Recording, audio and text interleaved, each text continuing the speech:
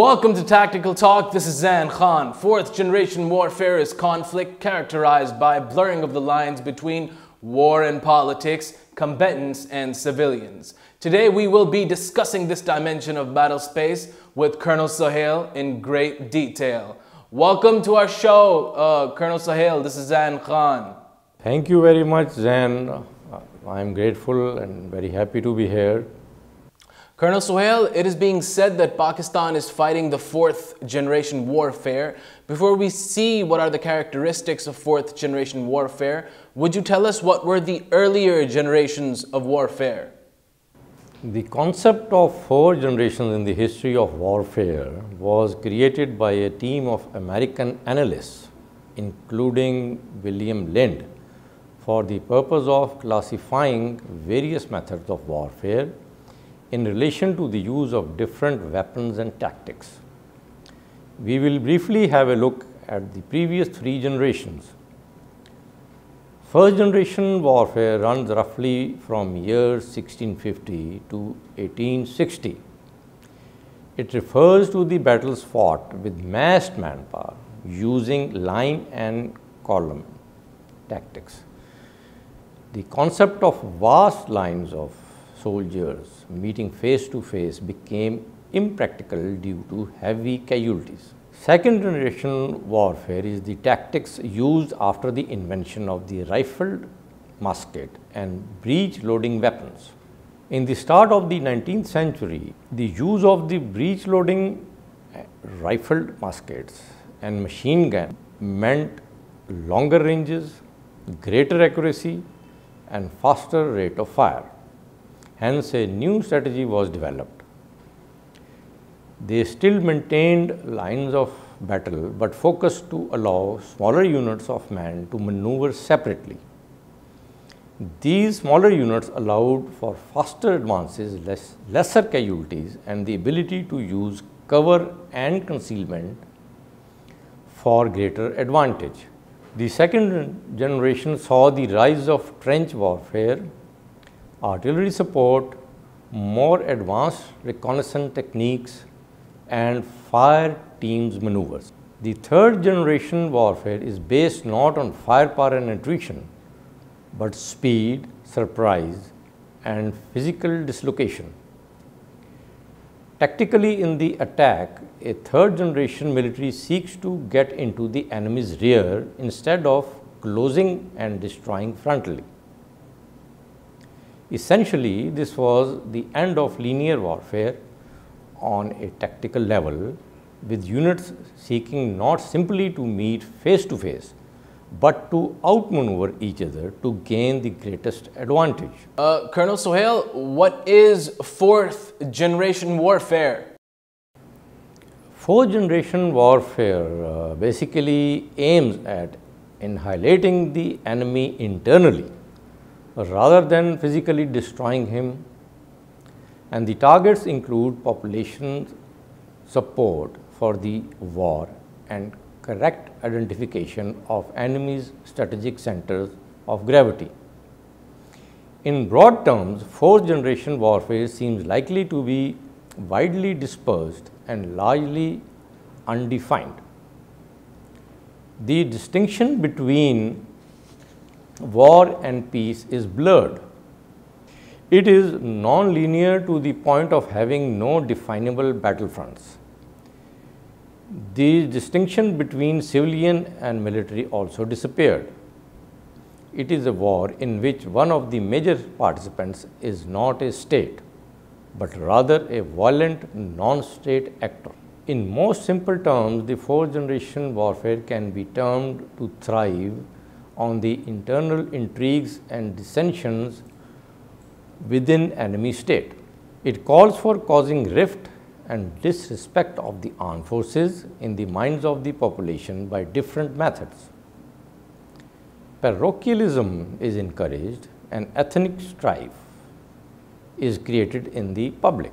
Certain elements of media are made to play in the hands of external forces, through which further disinformation, dissension and anarchy is created in the society.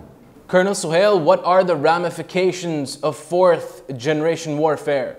Covering the ramifications of the fourth generation warfare, we see that the actions will occur concurrently throughout participants' depth, including their society. Major military facilities such as airfields, communication centers and target headquarters will bear the brunt. The same may be true of civilian equivalents such as seats of government, power plants and industrial sites. Psychological operations may become the dominant operational and strategic weapons in the form of media and information intervention. Fourth generation adversaries will be adept at manipulating the media to alter domestic and world opinion to the point where skillful use of psychological operation will sometimes preclude the commitment of combat forces. Recent conflicts confirm that war is in fact evolving in conjunction with the political, economic and social changes affecting society as a whole. This change is not to be achieved through the traditional methods of superiority of the battlefield. Rather, it is to be accomplished through the superior use of all the networks available in the information age. Tactically, fourth generation war will also have the following ramifications. First, it will be fought in a complex arena of low intensity conflict. Second, it will include tactics and techniques from earlier generations. Third, it will be fought across the spectrum of political, social, economic and military networks. And fourth, it will involve a mix of national, international, transnational and subnational actors. What should be the role of the government to function effectively in the environment of fourth generation warfare? To succeed, fourth generation warfare warriors destroy the moral cohesion that binds a society.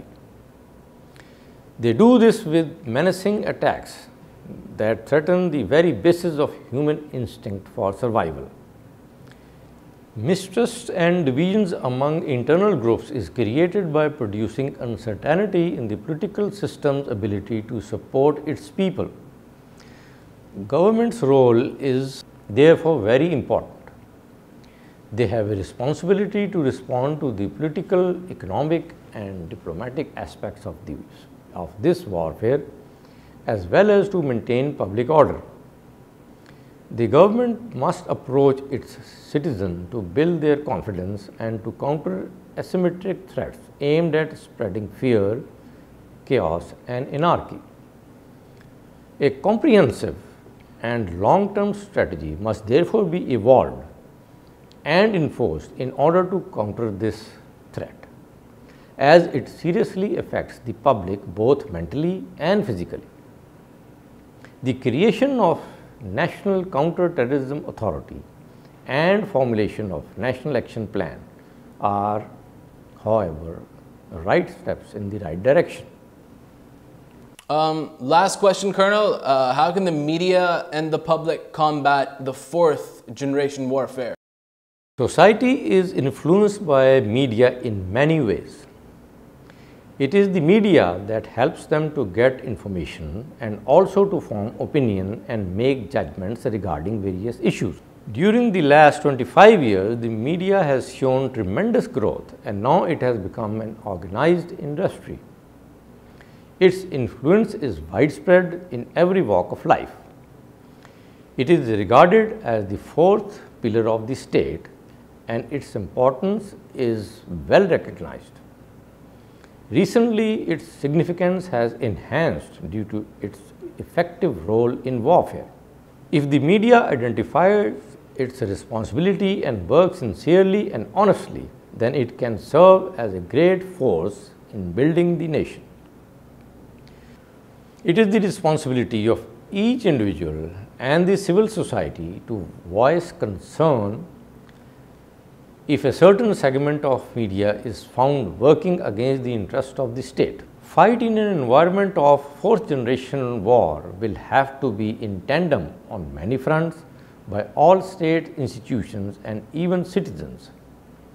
The civil society must realize the sensitivity of national security matters and must talk and act responsibly in order not to jeopardize it. This was Colonel Suhail, a defense analyst and also a retired colonel in the Pakistan military. Until the next episode, this is Zain Khan. Take care and goodbye.